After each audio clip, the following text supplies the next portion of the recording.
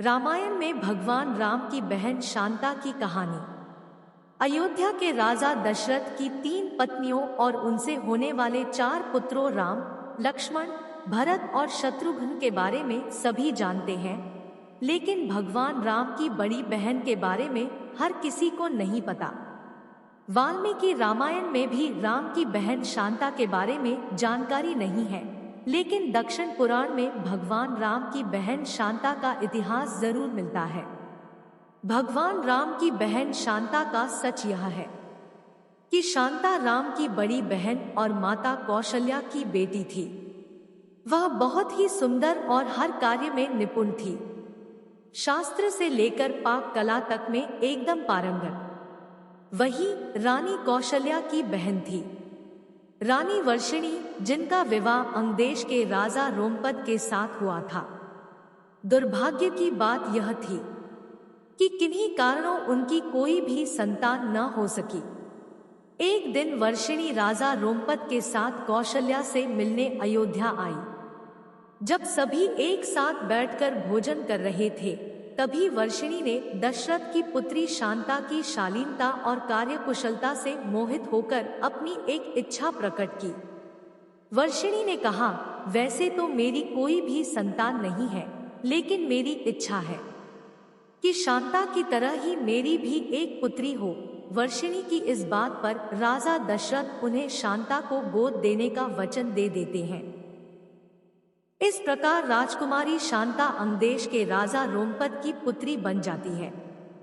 एक दिन राजा रोमपद किसी काम में इतना खोए रहते हैं कि उनकी चौखट पर आए ब्राह्मण की आवाज उन्हें सुनाई ही नहीं देती। फलस्वरूप ब्राह्मण को खाली हाथ वापस लौटना पड़ता है। देवराज इंद्र को राजा रोमपद द्वारा किया गया ब्राह्मण का यह अपमान जरा भी रास नहीं आता। वह अंगदेश में वर्षा न करने का निश्चय कर लेते हैं। ऐसे में बिना वर्षा अंगदेश में सूखा पड़ जाता है। इस वजह से अकाल की स्थिति पैदा हो जाती है। इस समस्या से उबरने के लिए राजा रोमपद ऋषि श्रंग के पास जाते हैं और उनसे इस समस्या का उपाय पूछते हैं। ऋषि राजा को यज्ञ कराने की सलाह देते हैं, जिससे रूठे इंद्र देव को मनाया जा सके।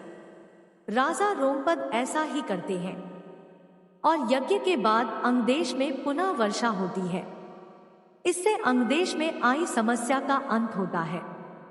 ऋषि श्रंग से प्रसन्न होकर राजा रोमपद उनसे अपनी पुत्री शांता का विवाह करा देते हैं। शांता के बाद राजा दशरथ के कोई संतान नहीं थी।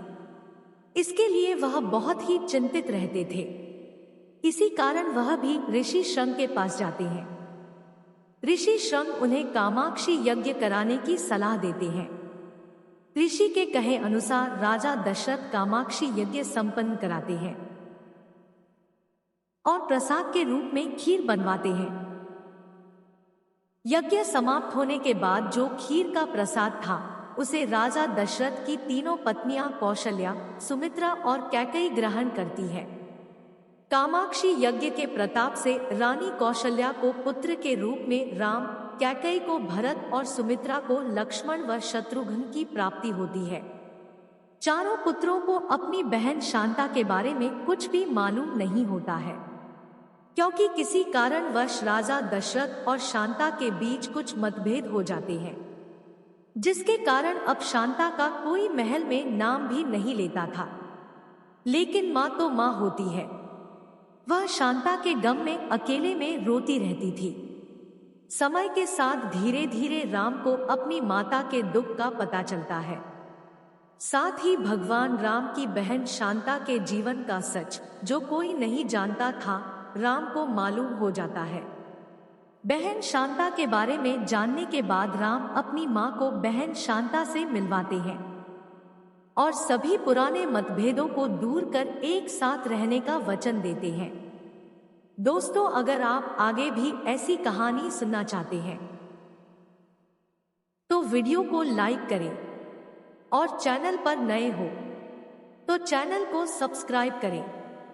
हमारे साथ अंत तक बने रहने के लिए धन्यवाद।